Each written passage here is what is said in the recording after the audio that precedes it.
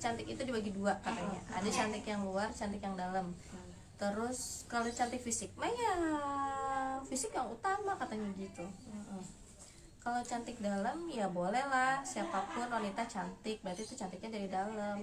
Tapi kalau cantik fisik mah ya memang muka yang utama, nggak bisa dipungkiri katanya gitu. Betul. Jadi sebenarnya statement publik bilang cantik, semua wanita cantik itu pembohongan publik. Itu cuma pengen nyenengin kita gitu supaya kita nggak insecure. Tapi kan memang balik lagi cantik mah relatif kan. Iya, relatif tadi ya. Dan emang milik semua perempuan. Ada aja kan orang gila gitu ya. Kayak di kampus Tapuan, tau nggak? Perempuan yang itu yang orang gila terus dia hamil, tau nggak? kayaknya Coba pernah deh. nauzubillah min dzalik. Kayaknya pernah deh dengar berita itu. Itu katanya udah yang ketiga kali apa yang kedua kali ya hamil katanya. Di kampus Pakuan. Masa sih? Yang itu yang dia Rambutnya panjang. bukan rambutnya panjang, rambutnya pendek, cuma kulitnya tuh bermasalah. Itu pas ngeliat tuh hamil. Ih, demi apa hamil? Berarti kan itu nalar emang gak waras kan itu pasti kan. Yang mentubuhi mah pasti udah pasti banget, itu mah udah nggak manusiawi banget. Itu tuh udah tahu perempuannya error, berarti tujuan untuk melakukan itu ya untuk menyampaikan birahinya aja, nggak mandang dia.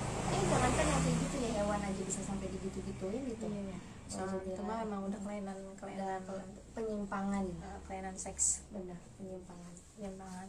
Nah, maksudnya kan nekenin gitu kalau memang semua wanita itu emang cantik kan sebenarnya kan.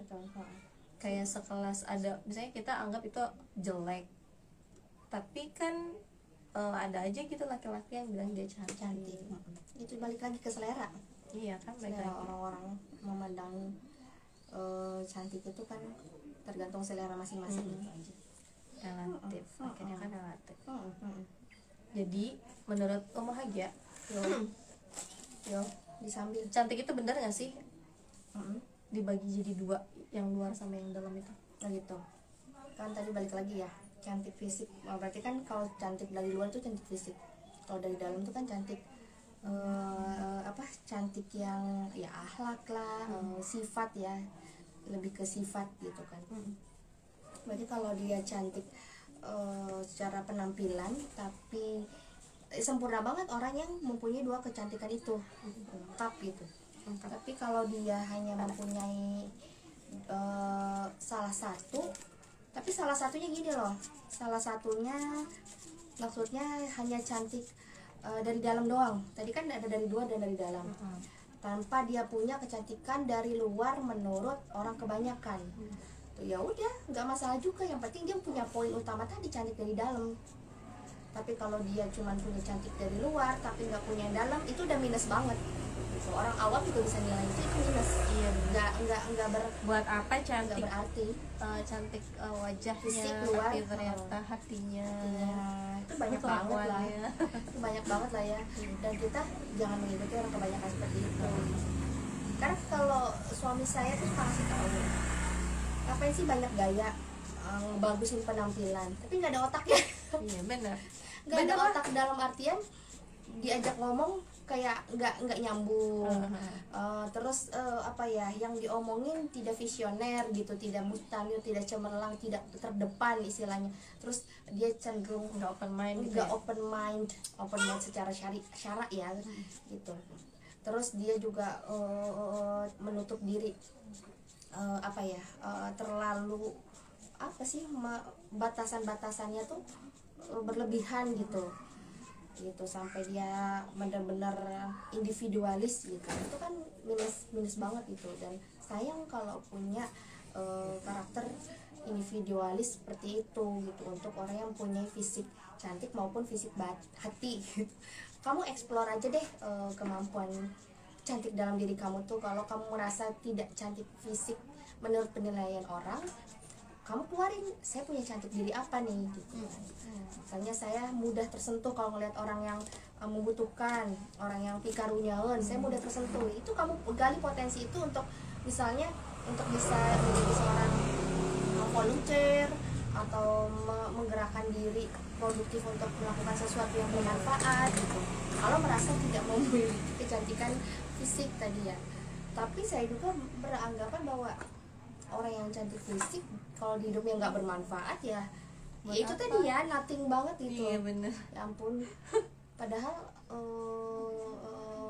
maksudnya ketika kita mati pun apa sih, Iya. kita jadi tengkorak. Lagian kan fisik mah kan nggak Allah hisap ya. Iya, nggak Allah hisap. Fisik kita nggak Allah hisap. Betul. Jadi Gitu. ngapain mesti insecure hanya karena ngerasa nggak cantik rupa gitu ya. Rupa, benar. Jadi mesti yang kalau misalnya kita ngerasa nggak cantik secara fisik, ya udah gali nih potensi yang dari dalamnya nih biar jadi cantik, cantik ya dalam gitu, cantik dari dalam, Betul. inner beauty kan. Inner beauty. Tapi biasanya orang yang punya inner beauty bagus tuh, walaupun dia nggak punya cantik fisik, orang akan kelihatan cantik tertarik. ya, benar. Orang akan tetap tertarik sama dia gitu. Orang akan merasa ih unik nih gitu kan. Nggak kayak wanita kebanyakan yang memang hanya mengandalkan fisik doang gitu, tapi nggak ada isinya. Itu ya, intinya kita hidup tuh mau jadi orang yang bermanfaat atau enggak gitu. Mau dia punya cantik fisik atau enggak, yang penting intinya itu tadi ya, bermanfaat atau enggak sih. Bermanfaat atau enggak, cara untuk jadi orang bermanfaat. Cerita dong kamu aja. Itu kayaknya kalau mikirin kita pengen jadi orang bermanfaat tuh kayaknya biasanya dari apa ya, dari informasi yang kita dapat ya. Iya. Untuk cari tahu kita ini pengen, kita ada rasa pengen bermanfaat untuk orang banyak, cuma kan kita nggak tahu nih potensinya apa, kayak gitu. Terus Potensi. dari berarti kan kita butuh informasi kan ya. Selama ini, selama hidup di dunia,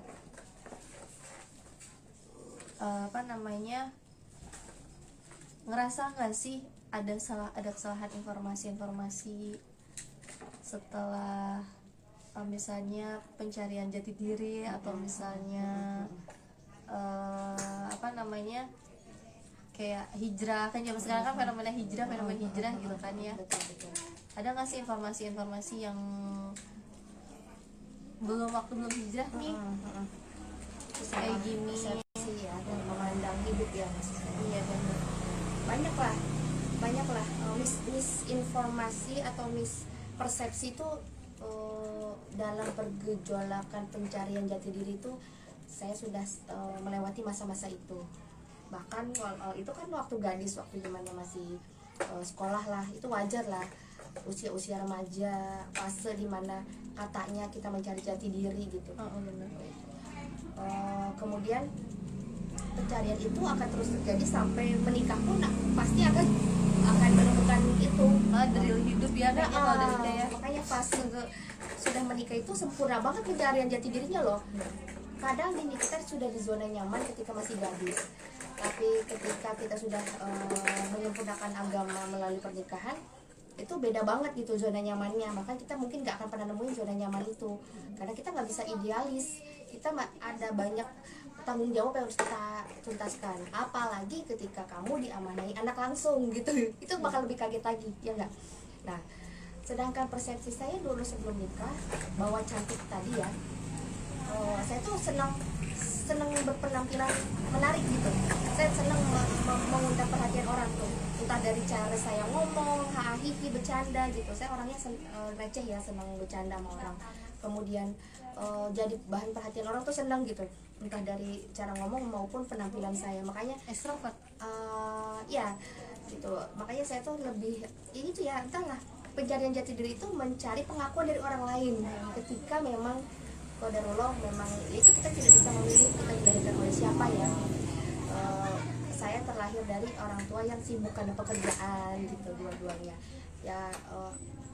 Kalau seorang bapak wajar ya sibuk bekerja, tapi seorang ibu kan, apalagi anak perempuan gitu, harus punya periayahan, apa ya namanya, bimbingan yang pas gitu, agar kita tidak salah arah. Yang saya lakukan itu ya itu tadi, pencarian Jati diri saya harus tampil cantik dengan penampilan barang-barang branded itu misalnya, atau saya harus so asik dengan cara ngomong saya sehingga untuk menarik perhatian orang agar seneng nih sama si Ulfa nih gitu kan. Saya kayak gitu lah.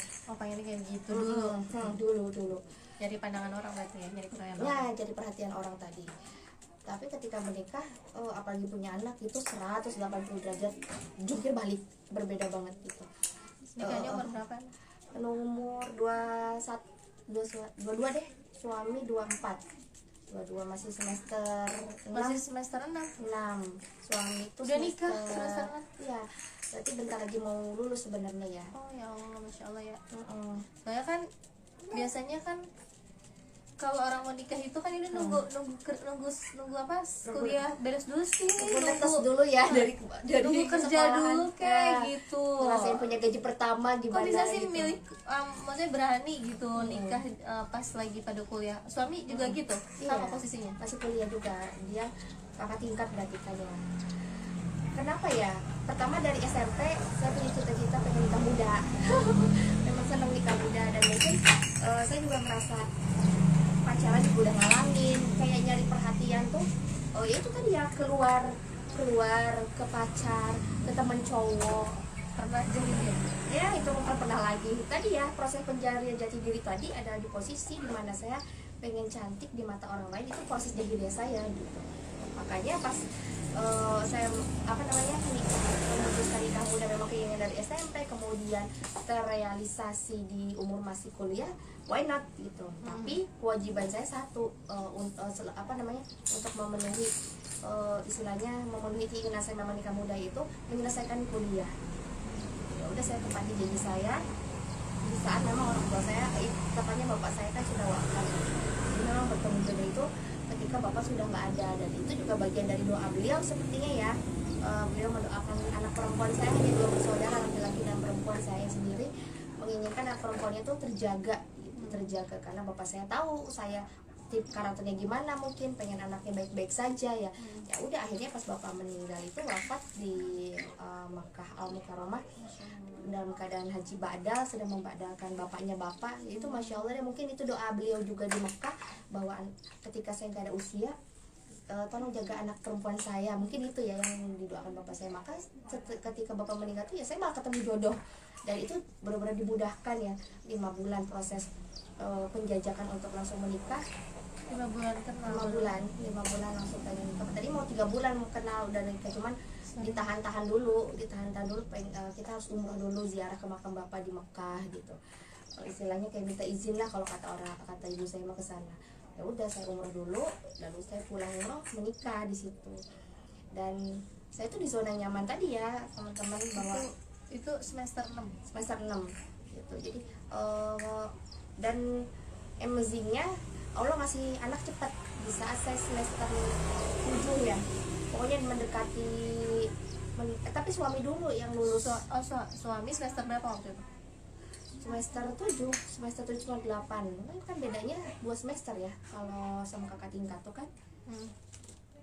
Kemudian pas ketemu suami itu, dia tuh masih kuliah juga kan sama, tapi dia lebih dulu lulus, dan itu sudah lahir anak pertama. Kemudian berikutnya saya ngebut juga, saya pengen lulus. Alhamdulillah kita sama-sama lulus, waktunya pas ya, nggak lama, nggak kecepatan juga, standar. Tapi kita lulus. Emang kok bisa berani gitu? Apa pengen nikah? Nikah di saat kuliah? Enggak, kan biasanya kan kalau anak-anak sekarang kan takut gini, takut gitu, ntar nikah gini gitu. Yang bikin motivasi terus yakin gitu. Soalnya kakak juga termasuk yang meragukan kemampuan saya untuk menyelesaikan kuliah di saat menikah, karena dia menilai kebanyakan perempuan teman-temannya kakak yang sudah menikah itu nggak lancar kuliahnya, ngurus apalagi bukan hanya menikah juga langsung dikasih anak gitu. Pasti kamu nggak akan benar kuliahnya, digituin sama kakak saya. Tapi nggak tahu suami saya memotivasi saya, kita buktiin omongan itu nggak benar. Jadi ya udah, fokus selesaiin kuliah. Makanya yang lebih dulu itu sesuai dengan tingkatan kuliah suami ya. Jadi suami yang lulus setelah punya 1 anak, jadi suami lagi skripsian, saya lagi hamil besar segala macam. Lalu anak kedua juga anak kedua saya udah nyusun skripsi, lanjut giliran saya yang berjuang untuk skripsian. anak kedua lanjut skripsian, alhamdulillah pas lagi wisuda tuh saya udah lahir 7 hari setelah lahiran itu saya ikut wisudaan. Bayi saya yang kedua anak perempuan itu saya simpen di mobil. Jadi ibu saya jagain bayi sama sopir di mobil sama kakak. Nah anak pertama saya masuk rumah sakit di Opname sakit apalah lupa, rumah sakit Islam. Suami saya mendampingi, jadi saya seperti anak gadis ketika wisudaan, tidak foto bareng anak, tidak foto bareng suami karena momennya pas banget ya. Iya, itu perjuangan dimana apa ya? Saya posisi sudah punya dua anak, jarak berdekatan guys. Jaraknya tuh 1,5 tahun, anak pertama sama anak kedua. Di saat saya wisuda pun saya seperti tidak punya anak dan suami. Foto keluarga cuma bertiga, saya, ibu saya sama kakak saya kan. Jadi ya udah, apa sih, antara sedih, nggak apa-apa, antara iya nggak apa-apa, enggak jatuh, mau jatuh, kaget doang. Hebat.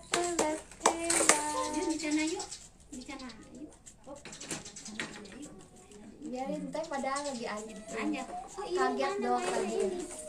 Pegang kue. Nah, jadi memang posisinya perjuangannya seperti itu. Padahal usia saya masih sekitar 22-an ya, dimana usia menikah muda, usia baru istilahnya harusnya fresh graduate, gejolak pengen bekerja, pengen itu tuh ada kuat. Tapi nggak tahu, saya mah ngalir aja, pengen nikah, pengen punya anak, dan malah dikasih anaknya cepat, dan saya harus lulus dengan kondisi punya 2 bayi ya, bayi dalam artian bayi benar-benar lahir dan bayi masih menyusui gitu kan. Ya udah, nikmat banget lah. Tapi itu kan jadi apa namanya ya, memecahkan anggapan bahwa nikah itu nggak menutup kemungkinan bisa produktif gitu kan. Betul. Terus berarti kesibukannya tuh waktu itu jadi selain jadi ibu rumah tangga juga kuliah, terus Kuliah. ada bisnis atau sempat? Kalau bisnis tuh sambil-sambilan sih. Awalnya senang membuat dari kain-kain perca gitu. Saya senang di bidang kreatif gitu, di bidang keterampilan, crafting ya. Jadi bebikinan apalah saya coba pakai kain-kain bekas untuk bikin bros, kemudian saya masukin ke toko Al-Amin, toko di sana beberapa 2 toko Al-Amin saya masukkan bros, dan alhamdulillah sudah berjalan beberapa tahun. Tapi saya berhenti juga karena saya fokus ke anak kedua, waktu itu lagi riuh-riuhnya ya, mau hamil program anak ketiga kalau nggak salah. Masya Allah. Ini anak yang ketiga nih agak diprogram sih, karena biar jaraknya tidak terlalu dekat ya.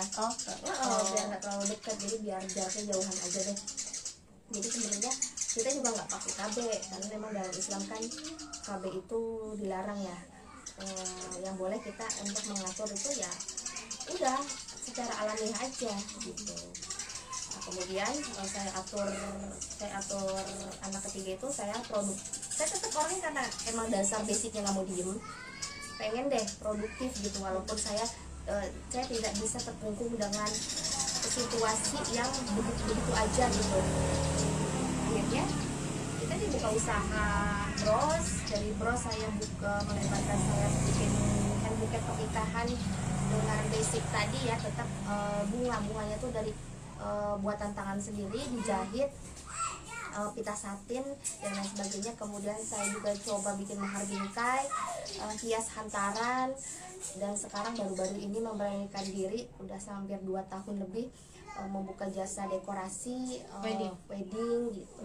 Jadi perlahan tapi pasti saya berusaha untuk pengen tetap tapi maksudnya ini ya, berproduktifnya tidak meninggalkan anak gitu, dalam artian berkarir. Sebenarnya ini juga bukan disebut berkarir ya, karena kalau konsep berkarir itu kan meninggalkan rumah, harus kerja secara Me time kali ya. Me time ya, Me time. saya memang begitu. Melunaskan passion sendiri. Benar. Jadi di antara sebenarnya ngurus anak nggak boleh dibilang jenuh, kan itu kewajiban dan akan continue begitu aja. Tapi untuk mengalihkan capeknya gitu stres ya, kita akhirnya ke passion saya, dan saya mendapatkan passion itu walaupun saya terbina dari pendidikan keguruan sekolah dasar yang harusnya jadi guru SD misalnya, atau jadi guru di sekolah-sekolah di kelas-kelas. Tapi ya udah, tapi saya masih di bidang keguruan kok. Saya kadang membuka kelas crafting, membuka kelas merangkai bunga kayak gitu-gitu. Yang penting ilmu keguruan saya tetap tersampaikan gitu. Ya apalagi kan ngedidik anak-anak juga guru juga itu skillnya dari skill Iya. kuliah. Oh iya kan PGSD PGSD. Tadi kan sempat tuh ya disinggung kalau dulu mah nyari cantiknya begini. Merasa standar cantiknya tuh dulu begini. Sekarang beda kan. Pasti ada prosesnya dong. Prosesnya untuk apa maksudnya, proses Untuk bisa apa punya pandangannya beda nih daripada yang dulu gitu. iya. Prosesnya karena mau ngaji ya, Mau ngaji. Mau Tetap ngaji. ya.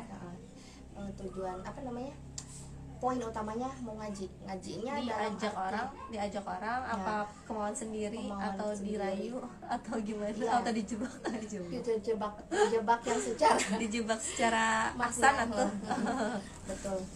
Awalnya disuruh sama suami di pernikahan pertama kedua, cuman nggak mau karena pertama dan kedua setahun 2 tahun itu nggak sabar. pernikahan pertama Tidak, maksudnya tahun pertama tahun kedua ambigu ya, memang ini bahasa gimana sih. Kemudian apa namanya, tapi ya gitu ya, nyuruhnya juga baik sih, nggak yang memaksakan gimana. Mungkin itu juga bagian dari doanya dia. Tahun ketiga baru saya mau ngaji.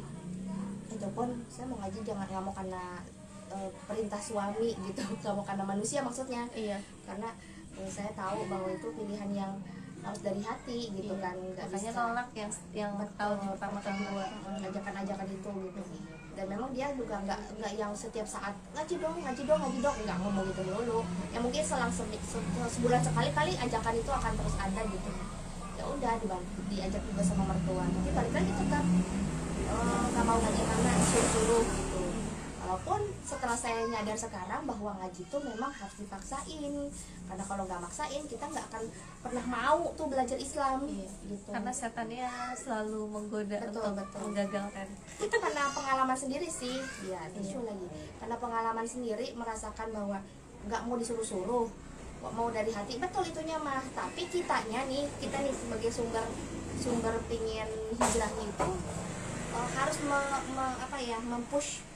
mempush diri bahwa saya mau ngaji, ya udah karena saya harus memaksakan diri saya mau ngaji gitu, karena itu tadi ya, untuk membelokkan pikiran-pikiran yang salah sebelumnya.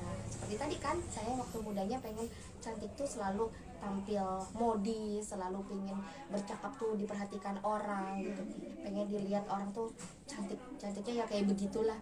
Akhirnya setelah saya mengkaji Islam, itu poinnya, mengajinya mengkaji Islam ya guys. Mengkaji Islam itu bisa belajar tafsir Al-Quran, bisa memahami aturan atau hukum-hukum syariat gitu. Jadi dari A sampai Z saya pelajari mengkaji Islam. Ya udah, saya sudah di zona yang menemukan jati diri saya pada akhirnya. Alhamdulillah. Jadi bukan berarti sudah menikah sudah menemukan jati diri, belum ternyata. Itu Setelah tadi. dapat informasi yang baik kali ya, baru kita tahu jati diri kita tuh siapa sih, kita tuh potensi apa sih, manfaat buat orang lain kayak gimana sih gitu ya. Betul gitu. Jadi yang merubah mindset Taufah, apa namanya, yang berpikir tadinya cantik itu cantik fisik apa segala macam, ternyata itu apa namanya, diporak-porandakan oleh pemikiran yang baru yang berasal dari Islam. Itu dia, karena mau belajar ya. Kan Hijabnya karena sendiri berarti ya, bukan karena Bukan paksaan. karena Walaupun paksaan. awalnya dipaksa sama suami, tapi ternyata Iya. Tapi teman-teman Mikir. karena mikir betul sekali. Maksudnya ditambah lagi karena kondisi kita sudah punya anak, ya nggak sih? Kita kayak ter-effort sendiri untuk mau belajar Islam, mau belajar gimana sih parenting yang baik dan benar terhadap memperlakukan anak dan suami misalnya. dan itu didapatkan hanya dari Islam loh teman-teman. Jadi kalau kalian sudah menikah nih atau pengantin baru, ketika kalian bingung memperlakukan suami atau anak, ya cuma Islam yang punya gitu, punya aturan-aturan gitu, punya cara memperlakukan yang baik dan benar seperti apa gitu. Jadi kalaupun teman-teman belum menikah, cara memperlakukan diri sendiri, memperlakukan teman, memperlakukan orang tua juga ada aturannya dalam syariat gitu. Jadi sebelum kalian terjun ke pernikahan, yang mendingan belajar Islam tuh sebelum menikah itu lebih mantap daripada saya. Kesannya ini kalau saya baru belajar setelah tahun ketiga menikah itu kayaknya telat banget. Tapi saya walaupun sebenarnya nggak ada kata Nggak telat, ada cuma kata kayaknya telat. maraton ya. maraton ekstrim juga. Tapi maksudnya telat dalam kacamata saya ya, karena saya, tapi kalau nggak ngerasain bandelnya dulu, saya nggak tahu hidup juga sih. Jadi memang berusaha mengambil ibroh atau hikmah bahwa Allah yang pelungin saya dulu mungkin ya ketika itu ke hal-hal yang memang melanggar syarak, untuk kemudian saya tahu mana yang benar dan mana yang salah gitu. Itu menjadi rem tersendiri untuk anak-anak saya, jangan seperti saya. Ini ternyata kan apa, jadi ibu teh butuh ilmu ya. Kita kan taunya nikah tuh modal duit aja kan. Benar. Taunya udah dalam keadaan kuliah dua-duanya, ternyata kan masih bisa menyelesaikan kuliah sampai sarjana, terus bisa Bismillah ya teman-teman. bener. Ternyata kan bukan modal nikah itu kan bukan duit, tapi lebih ke ilmu ya. Iya. Soalnya kebanyakan tujuan menikah itu apa sih teman-teman, kalau bukan untuk menjadikan anak-anak aset akhirat kita. Untuk orang awam mungkin atau teman-teman yang di medsos ini belum mengenal bahwa proses pernikahan itu sangat complicated ya. Jadi lebih baik mindsetnya dirubah dulu ya, karena menikah tuh bukan cuma buat punya anak. Karena ketika punya anak, kalian kalau nggak punya ilmunya bakal uring-uringan juga, apalagi mendapati anak kita yang nggak bisa kita kontrol gitu, nggak bisa kita atur, kita didik dengan baik gitu. Jadi mindset itu ya, memang kalian masih muda yang masih senangnya belum menikah, ya udah belajar dari sekarang aja tentang konsep pernikahan, rumah tangga dan lain itu bisa dari sekarang. Nah sekarang sekolah rumah tangga itu udah banyak di mana-mana, mudah diakses. Sekolah parenting, ilmu rumah tangga. Karena kalian yang kuliah di bidang ekonomi, di bidang kedokteran, itu sekolah rumah tangga nggak ada di kampus-kampus, ya nggak? Benar gitu, benar banget. Tapi ternyata butuh banget yang kayak gitu, butuh ya. Butuh. Oke deh. Gimana? Kalau Karis gimana nih? Kemarin konsep perubahan dirinya, apa memang setelah menikah atau justru sebelum menikah udah mulai ini? Panjang sekali. Ayo dong, pengen tahu juga. Ceritanya panjang, nggak cukup waktunya guys. Nanti next time kita cerita ya. Udah khususon ya, kita bakal buka khususan Umahagia dulu nih. Oke. Dari cerita, dari kan sempat tuh ya apa namanya, sekilas cerita hijrah lah ya itu ya, cerita hijrah, kemudian pandangan. Masih nyambung ya sama materi kita tentang kecantikan ya, Iya, masih nyambung banget dong. Ternyata kan memang ketika kita nggak ngerasa cantik fisik, itu kan sebenarnya orang yang cantik banget aja kan kadang mereka tetap masih punya insecure kan. Karena ya relatif tadi itu kan dia ngelihat ada yang lebih cantik dari dia. Ternyata kan kalau misalnya ngerasa kayak begitu, ya udah gali nih potensinya biar cantik dari dalam gitu. Ternyata kan Teh Umahagia ini ternyata lebih ngerasa cantik dari dalamnya nih yang digali, potensinya yang digali, akhirnya produktif kan sampai berani memutuskan untuk nikah di semester 6 gitu kan. Berarti kan pasti dong ada punya makna tersendiri dari definisi cantik. Menurut si cantik yang Umahagia. menurut aku ya, cantik itu produktif, bermanfaat dan ceria. Jadi kalau orang-orang menilai bahwa cantik itu kalau kulitnya hitam, gelap atau terlalu putih itu dibilang nggak cantik. Tapi kalau dia ceria, dia akan memancarkan kecantikan itu sendiri. Benar, setuju banget. Dia harus happy terus, senyum terus. Karena ini juga berlaku kepada seorang ibu ya. Ilmu parenting yang saya dapati bahwa seorang ibu tuh harus terus mengguyur cinta kepada anak-anaknya, harus senyum mulu, harus senyum mulu, mau anaknya numpahin gelas kayak mecahin apa segala macam, senyumin aja. Dan itu butuh ilmu. Betul ilmu, makanya tiga makna cantik menurut saya tadi ya, produktif, bermanfaat, dan ceria. Jadi benar-benar ceria tuh PR banget deh, mau kalian yang belum menikah maupun yang sudah menikah, apalagi gitu. Ceria, ya Allah. Apalagi yang kan ceria sekarang kan identiknya bahagia karena duit, Nah, apalagi materi Hati, gitu kan. betul. Padahal kan kayak gitu juga ya. Karena kalau materi yang dijadikan standar bahagianya kita, aduh nggak ada habisnya deh. Masa Pak mau ketawa aja harus pakai modal, iya kan?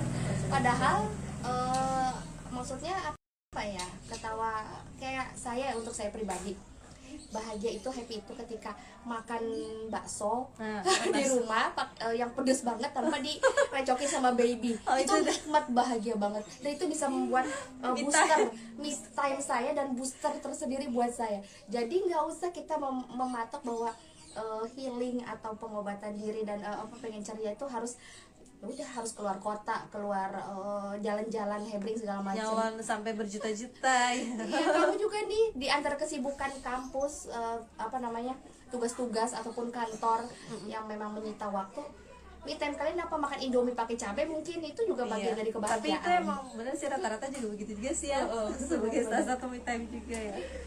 Ya oke lah ya, ternyata definisi cantik menurut bahagia tadi produktif, bermanfaat untuk orang banyak, dan juga ceria. Jadi yang ini ya yang paling PR banget ya. PR Produktifnya juga mesti produktif yang bermanfaat tadi. Yang Karena benar. Karena kalau nggak bermanfaat, produktif doang, apa dapatnya gitu kan? Apa yang kamu dapat dari, misalnya nih kamu senang apa? Menulis, tapi menulisnya hanya untuk kepuasan diri kamu sendiri. Oke, itu kepuasan pribadi. Tapi coba dong kamu gali lagi, biar jadi pahala jariah buat kamu, biar bisa kamu juga mempertanggungjawabkan tulisan kamu. Apalagi kalau tulisan itu bermanfaat, ya udah kamu bikin tulisan itu untuk bisa dibaca orang banyak, bisa dipertanggungjawabkan juga di hadapan Allah nanti. gitu. Jadi maksudnya jangan sekedar produktif, tapi juga harus bermanfaat. Itu jadi nilai plus bekal kita di akhirat, gitu aja. Iya, benar. Sama kayak kasus ini kan kemarin Citayam Fashion Week, Ah, itu kan mereka ngerasanya udah produktif nih gitu kan, ternyata produktifnya menyusahkan orang pengguna jalan ya. Bukan hanya kita yang muslim ya, karena menganggap itu perbuatan mudorot, tapi juga pasti di kalangan orang awam pada umumnya ya merusak ketertiban, sampah di mana-mana, produktifnya nggak bermanfaat, tidak bermanfaat. Yang terutama nih, coba kita telisik orang tua mereka yang mereka tuh anak-anak ini memang terlibat di CFW ini. Apakah orang tuanya senang lihat anaknya pergi-pergi keluyuran gitu? Kan nggak semua. Karena yang saya pernah dapati bahwa di salah satu wawancara oleh Kak Indah Dari, salah satu anak ya mungkin dia terjerumus oleh pemahaman LGBT. Dia laki-laki umur 14 tahun, tapi dia harus merubah dirinya, bahkan dia berani bohong kalau dia menganggap saya ini perempuan. Terus pas ditanya, bapak kamu bilang kamu menganggap kamu apa, laki-laki ya, berarti memang memang dia tuh sebenarnya sosok laki-laki. Tapi dia merubah dirinya perempuan, akhirnya terbuka di situ bahwa saya sering digebukin bapak, orang tua saya sudah bercerai, kemudian saya juga dikirimin suka dirajah kalau kita kan di ruqyah bagusnya ya, tapi ini dirajah kayak ya udah khodam sama khodam ketemu jadi gimana lah. Jadi itu yang membuat fisiknya itu tidak sempurna sebagai ciptaan semestinya gitu. Di apa maksudnya, di jampe-jampe apa gimana? Sejenis itulah, mungkin namanya orang-orang mungkin Zaman punya dulu nenek moyangnya ya, pengobatan zaman pengobatannya sirik-sirik gitu kali ya. Iya, tapi salah cara pengobatannya. Iya, benar. Nah, kemudian terungkaplah kan juga di media sosial bahwa video mereka terlantar tidur di jalanan, di jembatan ya. Maksudnya mereka nggak pulang apa, mereka nggak sekolah apa gitu. Saya yakin saya sebagai orang tua aja miris melihatnya dan sedih. Ini anak-anak kemana?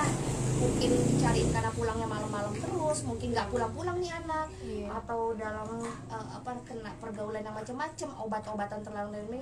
Jadi mana positifnya gitu loh. Lebih banyak mudorotnya daripada positifnya. Mungkin untuk yang awam juga bukan dari kacamata Islam ya. Itu tadi sampah lah, attitude anak kepada orang tua lah, apa macam itu nihil banget ya. Kasihan. Sebenarnya yang mereka tuh kasihan. Iya benar. Dan kita punya peran yang besar ya untuk tidak menjauhi mereka, justru harus kita rangkul. Harus kita rangkul, harus kita dakwati dengan cara yang soft, yang bisa mereka terima dengan baik. Iya, ini mudah-mudahan ya dikasih apa namanya kesempatan untuk bisa apa namanya ngerangkul anak-anak yang kayak gitu. Betul. Closing statement ya Teh Upa. Apa ya? Tadi sih definisi cantik ya, tadi udah dijelaskan bahwa awal mulanya kita kan ngobrolin tentang kecantikan. Jadi kalau kalian mau lebih kepo tentang cantik itu sendiri, coba deh kalian ngaca ngaca pakai kaca di cermin, tatap mata kalian dalam-dalam sambil istighfar, astagfirullahaladzim, astagfirullahaladzim, astagfirullahaladzim. Ngerasa nggak kalian akan netesin air mata karena ngeliat diri sendiri gitu. Karena rasanya wajah ini kelak akan kena apa sih, tanah kubur, yang dimana dia akan jadi tulang belulang, akan dibelatungin. Ya udah, buat apa nih muka gitu kalau memang fisik saya, penilaian saya hanya berdasarkan kecantikan penampilan luar. Nah, kalau kita punya insecure karena penampilan tadi, ngerasa nggak cantik, itu karena penilaian orang, omongan orang, dan kita nggak akan pernah bisa mengontrol omongan orang, tapi kita bisa mengontrol diri kita untuk bisa menyaring omongan yang bisa memotivasi kita atau Aku jadi nangis ya. omongan kita yang bisa kita nggak bisa mengontrol omongan orang, tapi kita bisa mengontrol penerimaan kita terhadap pendapat orang lain. Benar. Itu aja. Masya Allah, benar ya. Awal ngobrol dia nangis, aku keringetan.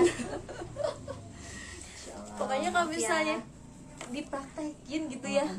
Iya, benar. Selama ini kan kita ngaca tuh cuma buat misalnya gosok gigi lah apa gitu, misalnya ada cilok ya Atau atau pakai skincare, pakai skincare. bedak gitu. Terus ini kita ngacanya cuma buat refleksi aja gitu, muhasabah, terus ngebayangin apa muka ini tuh nempel di kubur tuh nggak, siapa sih yang kalau misalnya nggak khusyuk terus maksudnya khusyuk terus nangis tuh kayaknya Siapa sih yang Pasti. bisa membuat kita nangis kalau bukan diri kita sendiri, benar. dengan cara kayak tadi muhasabahnya, ngaca banyak ngaca, dan mulai yaitu tadi ya, mulai meminimalisir menyaring omongan orang. Udahlah, ngapain sih, itu nggak akan bikin dia kaya atau jatuh miskin. Omongannya diri sendiri gitu nggak akan bikin kita kaya atau jatuh miskin kok, nggak akan ngaruh apa-apa. Yang ada dia ngerugiin mencapai diri mereka sendiri gitu, kalau memang pencapaian mereka adalah untuk membuat kita down. Karena mendefinisikan cantik yaitu seperti tadi ya, punya fisik, penampilan. iya benar. Jangan lupa ya teman-teman, buat aku pribadi juga, cantik dari dalam yang mesti kita gali dengan produktivitas yang bermanfaat dan ceria. ceria. Jazakillah khair Amin. Iya, Besti. Mohon maaf ya kalau ada kata-kata yang salah. Ya, sama-sama. Sesungguhnya ucapan yang sempurna, kesannya bagus, baik-baik itu Allah mudahkan, dan Iya, memang Allah yang untuk mudahkan. kita semua dijadikan pelajaran. Tapi kalau yang jelek-jelek, yang buruk-buruk, itu kekurangannya dari saya. Ya, dari kita semua. Gitu sih. Ya, udah deh kalau Udah. gitu. Oke. Kita udahin dulu ya. Assalamualaikum warahmatullahi wabarakatuh. Nanti ada obrolan di season lain. Bye bye.